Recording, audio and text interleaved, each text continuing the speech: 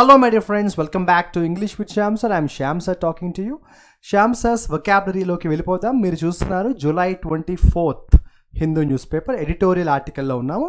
నేను 2 articles select చేసుకున్నాను. ఈ 2 ఆర్టికల్స్లో ఉన్న కొన్ని ఇంపార్టెంట్ vocabularyని డిస్కస్ చేస్తాను. రన్నింగ్ నోట్స్ రాసుకోండి.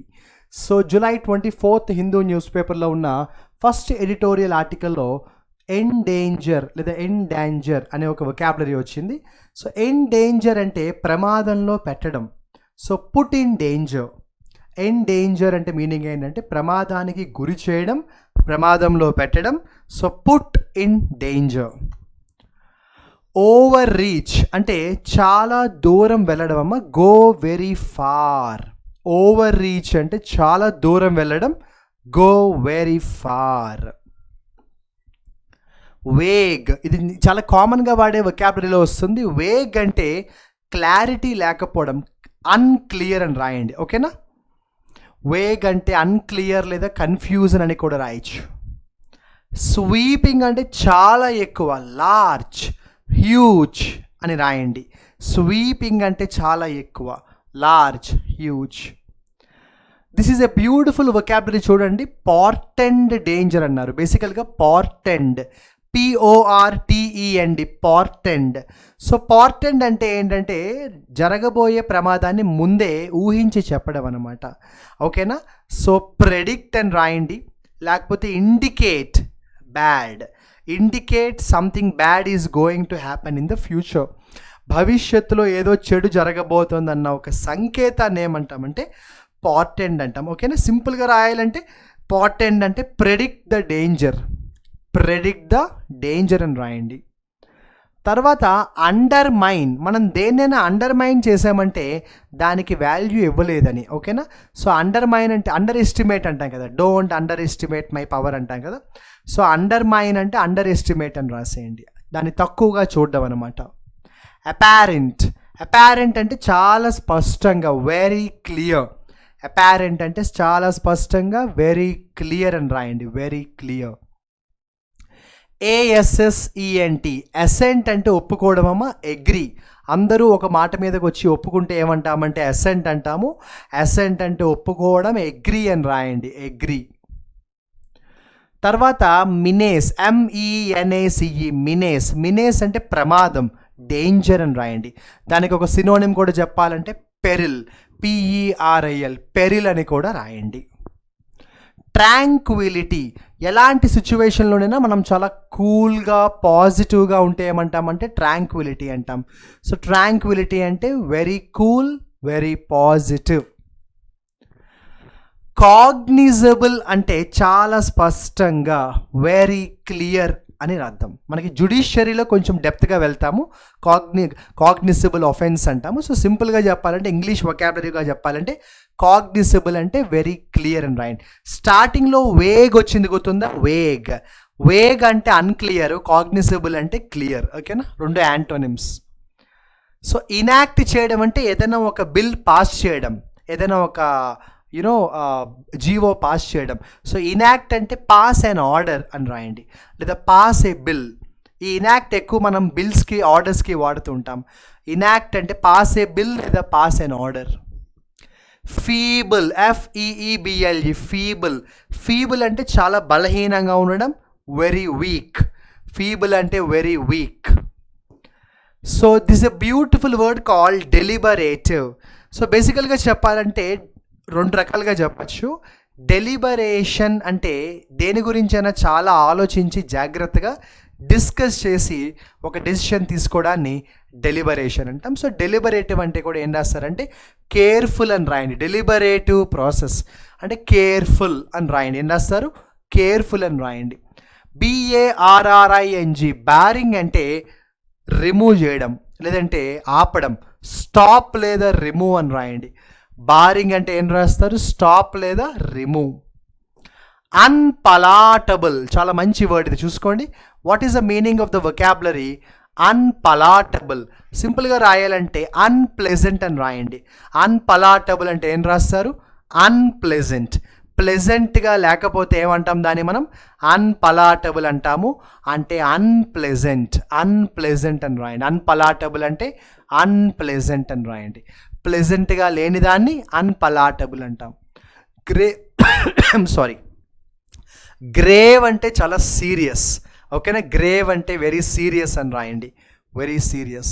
నేను ఈ ఆర్టికల్లో ఉన్న వొకాబులరీ కాకుండా సెకండ్ ఆర్టికల్ని కూడా చూశాను. ఇందులో కొన్ని వొకాబులరీ కూడా చెప్తాను. కేఓస్, ఇది ప్రతిరోజు ఎక్కడొకటి వస్తూ ఉంటుంది. సో కేఓస్ అంటే బేసికల్గా చెప్పాలంటే గందరగోళం అని చెప్పచ్చు. ల్యాక్ ఆఫ్ ఆర్డర్, ఆర్డర్లో లేకపోవడం, డిసిప్లిన్ లేకపోవడం. సో కేఓటిక్ అంటే రాసుకోండి ల్యాక్ ఆఫ్ ఆర్డర్, ఆర్డర్లో లేకపోవడం, శృతి తప్పడం అంటాం కదా అలా. నెక్స్ట్ వన్ తీసుకుంటే ఒక 4 days బ్యాక్ 3 days బ్యాక్ గుర్తులేదు కానీ ఆర్కెస్ట్రేటెడ్ అనే వర్డ్ నేనే మీకు చెప్పాను శ్యామ్ సార్స్ వొకాబులరీ ప్రోగ్రాంలో. సో ఆర్కెస్ట్రేటెడ్ అంటే డిజైన్ చేయడం, దేన్నైనా కూడా డిజైన్ చేయడాన్ని, ప్లాన్ చేయడాన్ని ఆర్కెస్ట్రేటెడ్ అంటాం. సో ఆర్కెస్ట్రేటెడ్ అంటే డిజైన్డ్ కమ ప్లాన్డ్ అని రాయండి.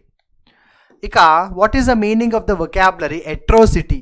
అట్రోసిటీ అంటే ఓ రకంగా చెప్పాలంటే క్రూరత్వం, చాలా క్రూయల్గా ఉంటే అట్రోసిటీ అంటే అట్రోషియస్ అంటాం. సో అట్రాసిటీ అంటే వెరీ క్రూయల్ అని రాయండి, very cruel. Unfolded. So what is the meaning of the word unfold? Unfold అవ్వడం అంటే ఏదైనా స్టార్ట్ అవ్వడం, ఓపెన్ అవ్వడం. ఒక 3 days బ్యాక్ అనుకుంటా మన శ్యామ్ సార్స్ వొకాబులరీలో నేను అన్ఫోల్డ్ చాలాసార్లు చెప్పాను. సో అన్ఫోల్డ్ అంటే ఏంటంటే ఏదైనా పని స్టార్ట్ అవ్వడం, ఓపెన్ అవ్వడం, అవునా, ఓపెన్ ఆర్ స్టార్ట్. మీకు చిన్నప్పుడు గుర్తుందో చదువుకున్న హిస్టరీలో జలియన్ వాలాబాగ్ మసాకర్ అంటాం. సో మసాకర్ అంటే భయంకరమైన ఒక సంఘటన, వైలెన్స్ అని రాసుకోండి. మసాకర్ అంటే వైలెన్స్. యాక్చువల్గా చెప్పాలంటే సెక్టేరియన్ వైలెన్స్ అన్నారు. బేసికల్గా అదేం పెద్ద వొకాబులరీ కాదు. మనకి మతాలు ఉంటాయి, కులాలు ఉంటాయి, కాస్ట్ ఉంటుంది, రిలీజియన్ ఉంటుంది, కమ్యూనిటీస్ అంటాం కదా, వాటినే సెక్ట్స్ అని కూడా అనొచ్చు. సో SECT, సెక్ట్ అంటే ఒక పర్టికులర్ గ్రూప్ ఆఫ్ పీపుల్ అన్నమాట, ఒక కమ్యూనిటీలా అనుకోండి. సో సెక్టేరియన్ అంటే కమ్యూనిటీ అని రాసేసుకోండి, లేదా గ్రూప్ అని రాసుకోండి. ఎస్కలేట్ అవ్వడం అంటే ఏంటి? What is the meaning of escalate? Escalate అవ్వడం అంటే పెరగడం, ఇంక్రీజ్. ఎస్కలేట్ అంటే ఇంక్రీజ్, ఓకే, ఇంక్రీజ్. కన్సోలిడేటెడ్, ఇది ఒక బ్యూటిఫుల్ వొకాబులరీగా చెప్పచ్చు. సో కన్సోలిడేటెడ్ అంటే అందరూ కలిసి, టుగెదర్.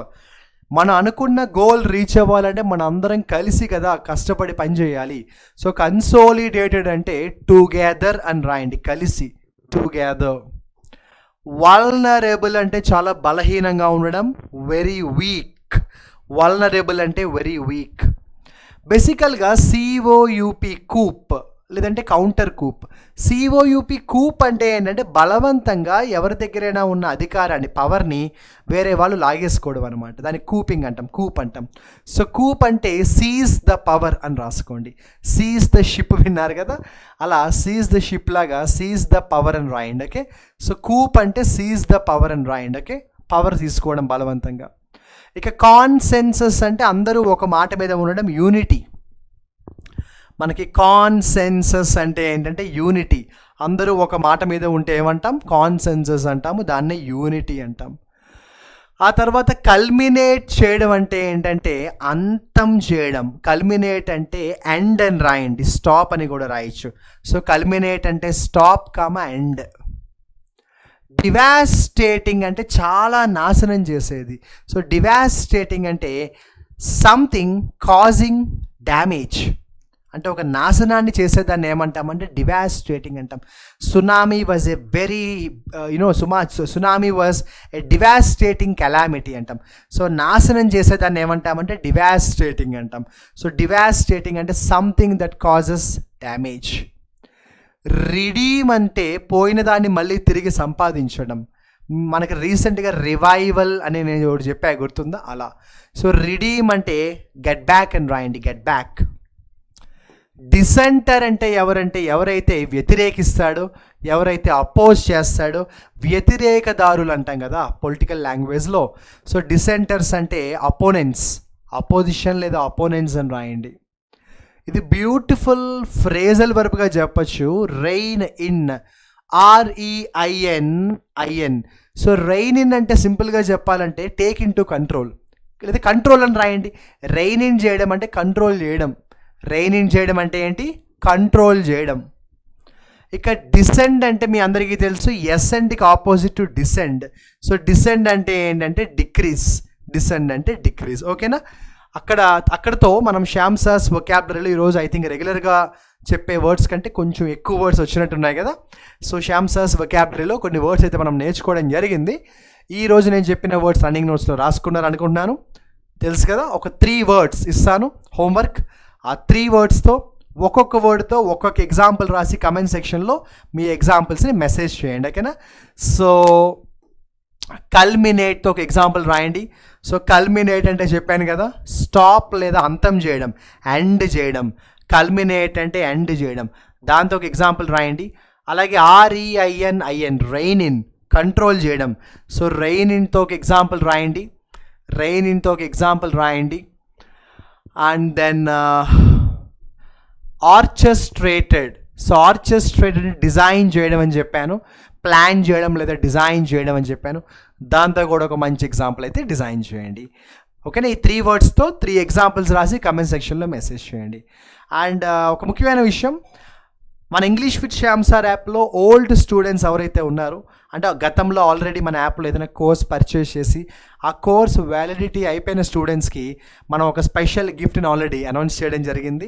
అండ్ మన యూట్యూబ్ ఛానల్లో ఒక వీడియోలో special gift to our old students అనే పేరుతో ఒక వీడియో ఉంటుంది, అది చూడండి. మీరు ఒకవేళ కానీ మన English with Shyam sir app old student అయితే కాంటాక్ట్ నెంబర్కి కాంటాక్ట్ చేయండి, మీకు ఒక స్పెషల్ గిఫ్ట్ ఉంది, అది తీసుకోండి. అండ్ చాలామంది మార్నింగ్ నుంచి కాల్స్ చేశారు, సార్ మేము ఓల్డ్ స్టూడెంట్ సార్, మీరు చెప్పిన కోర్స్ ఏదైతే ఉందో ఇంగ్లీష్ కంటెంట్ అది ఎలా తీసుకోవాలి, ఎక్కడ తీసుకోవాలని అడిగారు. The procedure is very simple. English with Shyam sir app open చేయండి, స్టోర్లోకి వెళ్ళండి, వరుసగా మీకు కోర్సెస్ కనిపిస్తాయి. అందులో మీకు SSC CGL అనే కోర్స్ కనిపిస్తుంది. ఆ CGL కోర్స్ మీరు బై నౌ పర్చేస్ అనే ఆప్షన్ క్లిక్ చేస్తే మీకు అందులో 4 డిఫరెంట్ టైప్స్ ఆఫ్ డ్యూరేషన్స్ కనిపిస్తాయి. 6 months duration, 1 year duration, 3 months duration, పక్కన ఫీజు ఉంటుంది. ఓల్డ్ స్టూడెంట్స్కి మేము ఇచ్చిన గిఫ్ట్ ఏంటంటే అందులో మీరు సెలెక్ట్ చేసుకోవాల్సింది 1 month వ్యాలిడిటీ ఉన్నది ఆప్షన్ సెలెక్ట్ చేసుకోండి. జస్ట్ 149 రూపీస్కే మనం పెట్టడం జరిగింది. సో సింపుల్గా SSC CGL కోర్స్ ఓపెన్ చేస్తే మీకు అందులో 1 month వ్యాలిడిటీ ఉన్న ఒక ఆప్షన్ కనిపిస్తుంది. ఆ ఆప్షన్ మీరు సెలెక్ట్ చేసుకుని కోర్స్ పర్చేస్ చేసుకుంటే నేను మీకు కంప్లీట్ ఇంగ్లీష్ కంటెంట్ అంతా కూడా అందులో మన ఓల్డ్ స్టూడెంట్స్కి జస్ట్ 149 రూపీస్కే మనం ఇవ్వడం జరుగుతుంది. అండ్ ఇంకేమైనా డౌట్స్ ఉంటే కాంటాక్ట్ నెంబర్కి కాంటాక్ట్ చేయండి. అండ్ కానిస్టేబుల్ ఎగ్జామ్కి ప్రిపేర్ అవుతున్న స్టూడెంట్స్ అని చాలా రోజుల నుంచి, సార్ ఫీజు కొంచెం ఎక్కువ ఉంది సార్, 499 లేదా 999 అంటే మనం పే చేయలేము, మాకు హాస్టల్ ఫీజులు ఆ ఖర్చులు ఈ ఖర్చులు ఎక్కువ ఉంటాయి sir, most of us belong to poor families, మాకు ఏదైనా సపోర్ట్ చేయండి అని చాలామంది అంటున్నారు. సో ఇంకొన్ని రోజులు వెయిట్ చేయండి. SA కానిస్టేబుల్ ఎగ్జామ్కి ప్రిపేర్ అవుతున్న స్టూడెంట్స్ నేను ఖచ్చితంగా ఒక మంచి ప్రోగ్రామ్ డిజైన్ చేసి నేను వాళ్ళకి వీలున్నంత వరకు సపోర్ట్ చేయడానికి ట్రై చేస్తాను, ఓకేనా. ఇక్కడతో శ్యామ్ సార్స్ వొకాబులరీ అయితే కంప్లీట్ అయింది. And next Shyam sir's vocabulary వీడియోలో కలుస్తాను. Wish you all the best. Signing off, మీ శ్యామ్ సార్.